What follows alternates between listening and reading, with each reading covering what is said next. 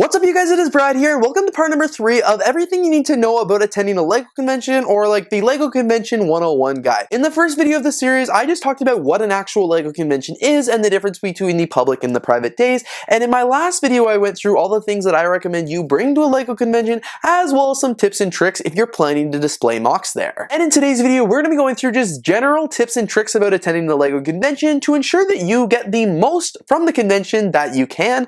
These are all just different things that I've compiled from my many years of attending LEGO conventions, and of course hearing some tips and tricks from my friends and reading other articles and stuff like that online. So let's just jump right into it. The very first tip that I would have for you for getting the most out of a LEGO convention is really take a look at the event schedule and plan your day around it. So for starters, like when you're going to a LEGO convention, try and think, what are you going for? Are you going for the vendors to buy LEGO? So in that case, I would go as early as possible to the vendors. Go first, because then that's when they'll have the most stock and the most variety to choose from. If you're there primary to look at MOCs and the other LEGO creations people have built, I would recommend starting at the back of the convention and then working your way to the front, because it'll just give you a better experience, because everybody starts at the front and then works their way to the back, and you can start as early as possible. If you're there to maybe, meet your favorite influencer content creators, check their Instagram stories, check the schedule to see if they're having any meet and greets. They often will, and then you'll obviously want to be around that area during the time they're doing their meet and greet. If you're there to participate in activities or any of the games, I would definitely recommend it as you can. So for starters, if there are specific things that you or maybe even your kids want to do,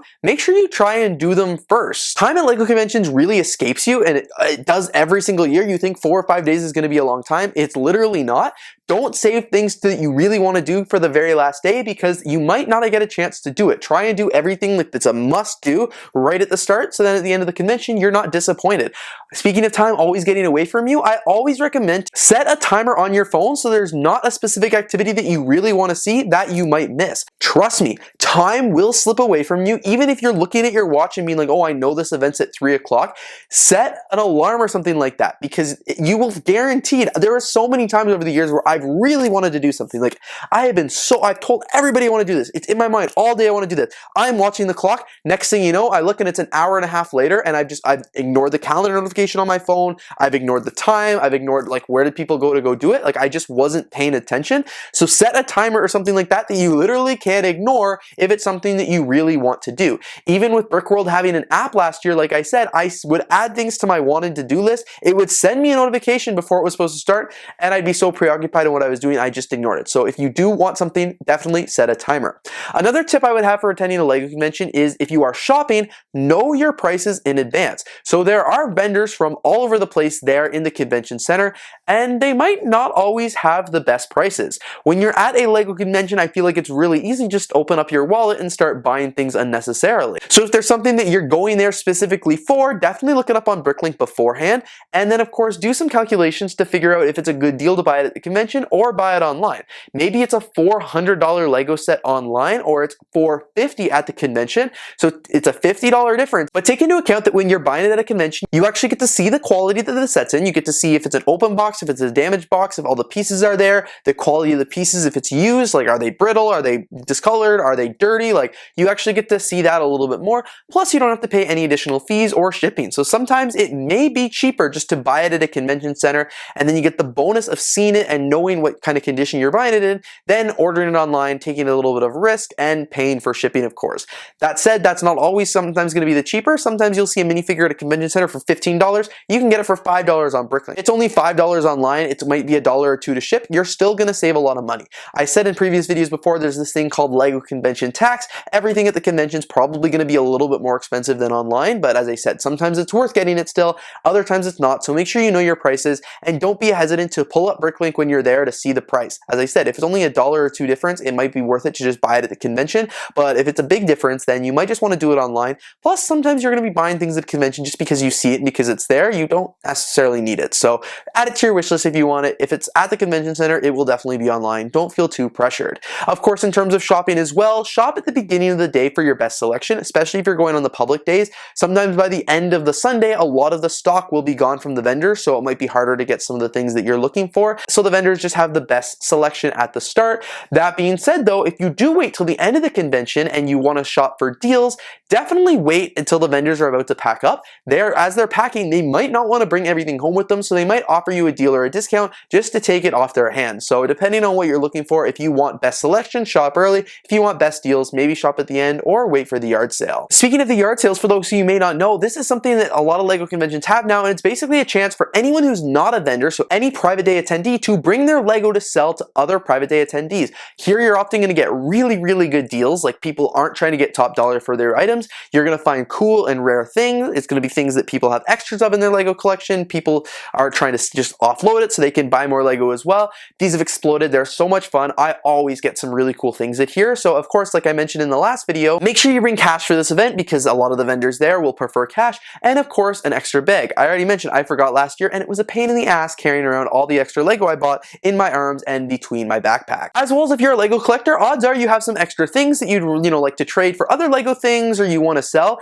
Definitely bring these along. I've gone to LEGO conventions before, especially on the private days. I've sold vendors extra CMFs that I've had, extra poly bags, things I just didn't want. They'll take it from you, maybe give you store credit, maybe give you cash, and they'll throw it on their table for a little bit higher than what they paid for it. It's a great way to offload things, and of course you could also bring things to the yard sale as well if you want to set up a booth there, or of course trade them with your fellow attendees. I often will see parking lot deals happening, parking lot trades happening. It's a really great way to, strike a deal, get rid of the things that you don't want in LEGO in terms of things that you do want. And of course another tip that I would have is display a LEGO mock or creation if you can. That's of course how LEGO conventions started. It's AFOLs bringing their LEGO creations to set up on display so all the people can also set their mocks up on display, and then you have a show. If people are going and not bringing LEGO mocks, you're not going to have much of a LEGO convention anymore. It's just more of a LEGO hangout. So if you're able to bring a mock, definitely do. This year I'm trying to bring a small mock. It's just two different 32 by 32 base plates. It's small, it's tiny, it's probably not going to blow anybody's away, but at least it's something and I'm excited to bring it. And of course another tip that I have for those especially who are content creators, schedule time for taking photos or videos of the LEGO displays on the not public days. As someone who waited way too long last year to start taking footage of all the LEGO sets for my YouTube channel and for TikTok and stuff like that, I often had to deal with people behind me, people beside me, getting in the shot, talking over me, stuff like that. So if you really want to make content on the LEGO creations, definitely try and do that before everybody gets there for the public days. It will just make your life so much easier. It's also a bonus because sometimes if you're doing it early enough, the guardrails that are on display for the public days might not be up yet, so you actually can get a little bit closer to the LEGO mocks and get some better camera angles and things like that. Another big tip I have is make sure you enter all the drawings that you can and attend things like the opening and closing ceremonies because you just might win something. It might seem hard, with 2,000 different people there, you're probably thinking, hey, I might not actually win a LEGO set, but you just might get lucky. And of course, like I said, attend those opening and closing ceremonies, the daily meetings, things like that, because a lot of the times you can only win sets if you're actually there and present. It's a shame. I had a friend who was at BRICKLOVER Chicago last year who left the event early and actually their name ended up being picked for the biggest prize they were giving away, but because they weren't there, they weren't able to take the prize and they actually had to redraw, and that would be sickening to me because I would have been really sad when all my friends told me afterwards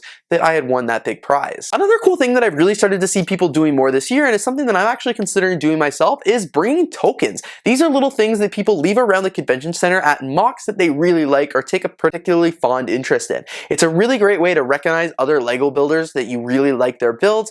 Obviously there's the trophies and stuff like that that the convention center decides, but this is a great way. It's voted on for fans by fans. If you like a mock, some people put a sticker there, they'll put a business card, or maybe they'll put a little build that they've made and just leave it around and show their appreciation to builders. Like I said, this is something new that I saw last year, but it might be something that I try and do this year as well. Another really big tip that I think is arguably probably one of the most important ones on this list is talk to people.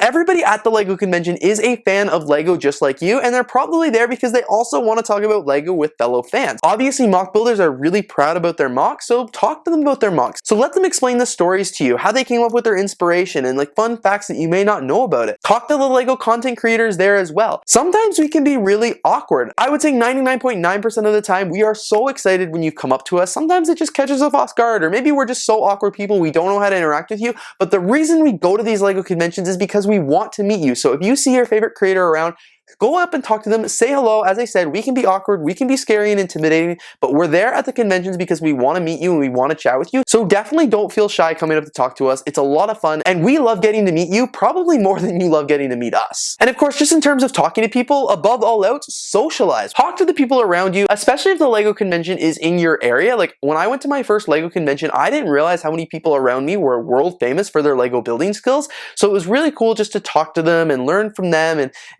share their passion and your passion for the same thing. So just as much as you can, socialize, chat with people, don't be shy. We're all there for the same thing. We're all there because we love LEGO. And like the goal for most people at these conventions isn't necessarily to buy things or display their MOCs. It's just to meet new people and make new friends. Of course, another tip that I've kind of touched on in the previous videos as well, but make sure you eat and drink. There is so many times where I'm so guilty for this, but I'll forget to eat all day, I'll forget to drink all day because it's just so overwhelming and so much is going on. But it's very important to do these things because you want to make sure that you're not tired, that you're staying rested and hydrated and fed and nourished and all those really important things that keep your body functioning and your mind sharp. So make sure you definitely do all those things. Also, just as a tip there is just like plan for the environment. These LEGO conventions can sometimes be really hot, sometimes they can be really cold, so make sure you try and dress in layers. If it's getting hot, you may want to take your sweater off so you can enjoy the convention center. If it's getting too cold, you might want to put your sweater back on. Like just plan accordingly, dress in layers. It's also loud as well, so maybe bring some headphones if loud noises bother you. Just be prepared. It's going to be loud. It could be a little overwhelming. LEGO conventions sometimes can just be stimulus overload, so don't be shy if you need to go take a break. If you need to run back to your hotel room for an hour and just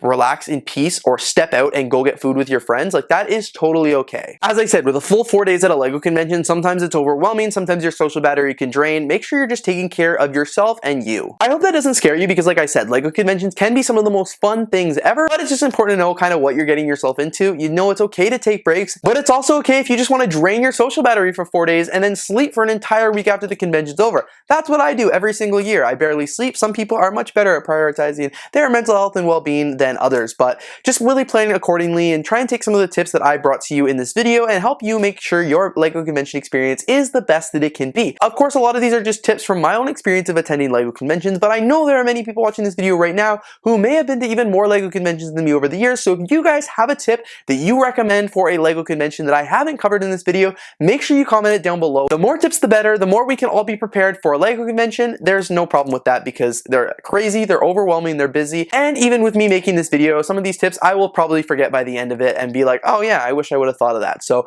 definitely leave your tips down in the comments below. Anyway, you guys, thank you so much for watching the last 3 parts of the LEGO series where I basically run through what a LEGO convention is and give you all the information that you need to know about it. Of course, if there is a question that I have not answered in the last 3 parts of this video, make sure you leave it down in the comments below because next week I will be doing an episode of Ask Brick that will be solely dedicated to answering your questions about LEGO conventions. So make sure you leave them down in the comments below and I will get to them in due time. Anyway, you guys, thank you so much for watching today's video. If you did enjoy, please don't forget to leave a like, comment, and of course subscribe, and I'll see you all here in the next one.